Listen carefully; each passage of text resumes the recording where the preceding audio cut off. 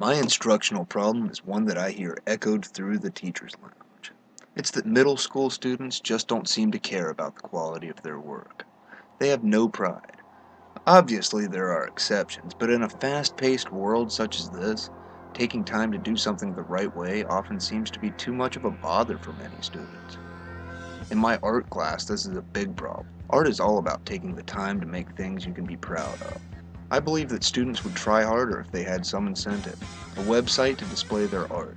A huge part of making art is sharing it with other people, especially people who are important to the artist. In the past, students' lives only included people in the school and their homes. School walls and at home on the refrigerator were perfect galleries for student artwork.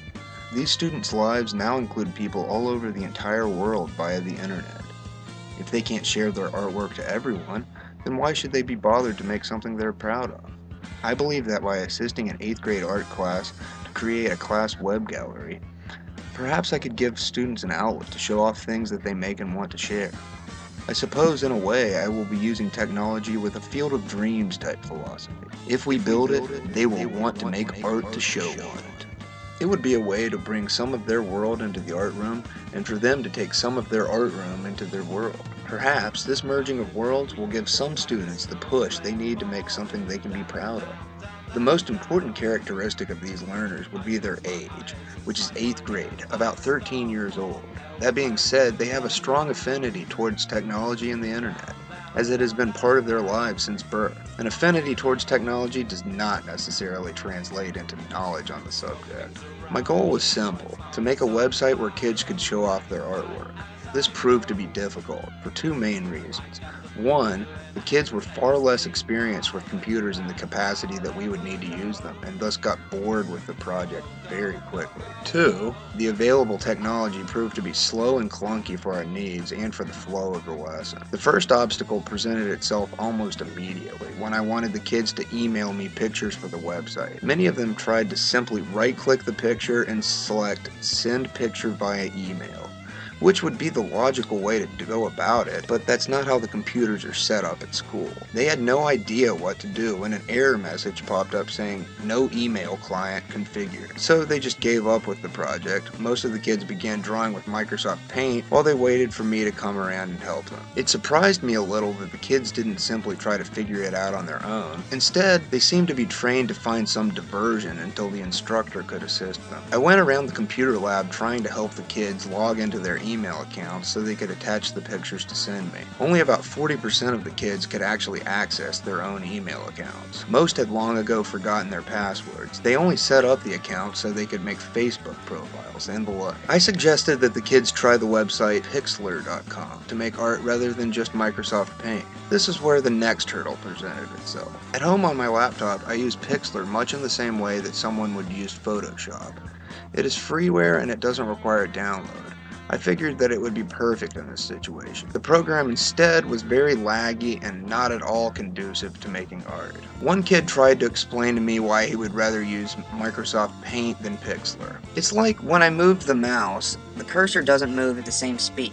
I told him that meant the system had latency issues, a term that I had learned in one of my grad readings somewhere. He really liked that term, and that is one thing that I can say that the lesson taught at least one student, although I'm not sure about his use of the term a few days later. I'm sorry I'm late to class, Mr. Peck. My shoes were having latency issues. I had set up an empty Google site under the name Mr. Peck's Art Class. I logged into the site and then I handed it over to the kids. The 5 students that were interested in building the site huddled around one computer, and the latency issues began almost immediately. At least that's what they told me was happening. Latency issues quickly became a scapegoat buzzword inside joke for every computer-related problem. What really was happening was that the Google Sites website kept freezing up on us.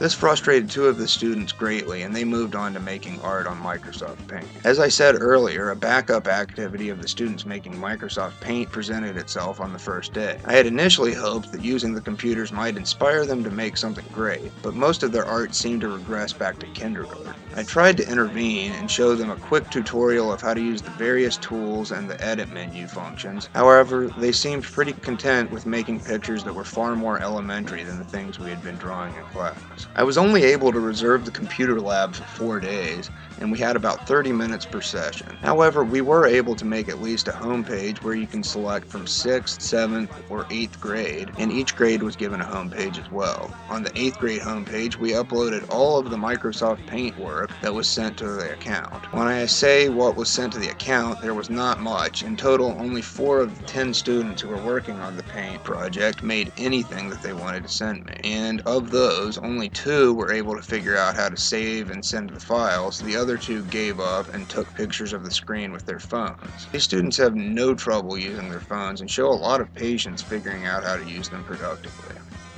Meanwhile, in another class, a 7th grade group, I had a number of students who finished their papier-mâché house project a bit earlier than others. They asked if they could play Minecraft Pocket Edition on their phone, and I, having read a paper on the educational potential for Minecraft only a few days prior, said, "Sure."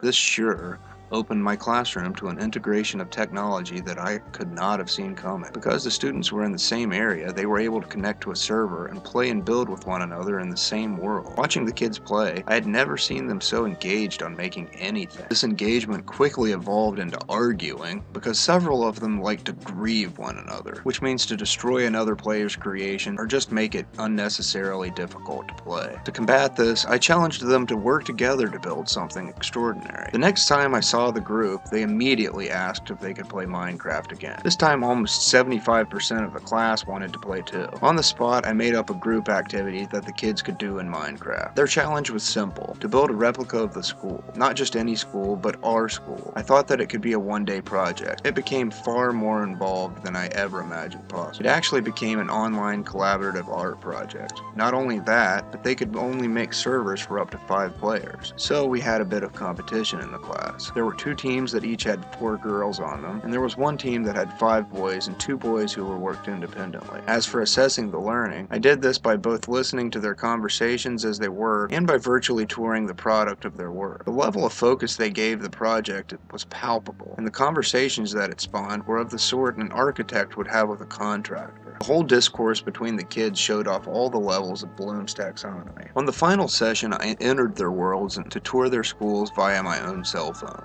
I could tell that the kids got really excited about me being in their worlds, even though some shot arrows at me and they always giggled whenever I got stuck. They really seemed proud of their work, and I could easily tell that they had put a lot of thought and creativity into the projects. As I walked around their schools, usually one student would serve as my tour guide and I would follow them. Occasionally I wandered around like a tourist taking screenshots. As a teacher, I felt like they were really working, really learning, and honestly really making art. I had to spend 0 seconds cleaning up after them, which was nice. It cost me nothing, I didn't have to be trained, and I didn't have to reserve the computer lab or depend on disappointingly slow machines. I think that this technological integration was so successful that I will probably incorporate it into more classes. It was really nice to have an engaging lesson that I could clean up with a push of a button. When I compare and contrast the experiences of the 2 technological integration scenarios, the Minecraft experience was clearly favorable to both students and myself. I think this is because I was able to use technology that students were familiar with. By using email and Google Sites, I felt that I was being current, but it actually only served to alienate many students. I think when integrating technology, including the learners on the decision-making process, is crucial. In the end, I now have a class website that I can continue building upon, but I think the Minecraft Pocket Edition lesson is what will really stick. I have plans to incorporate Google Earth into the lesson next time around, so the kids can work together to replicate things more accurately. In closing, by accident, I believe that I achieved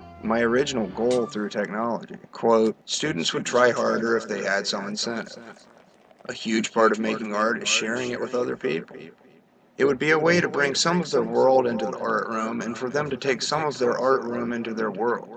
Perhaps this merging of worlds will give some students the push they need to make something they can be proud of.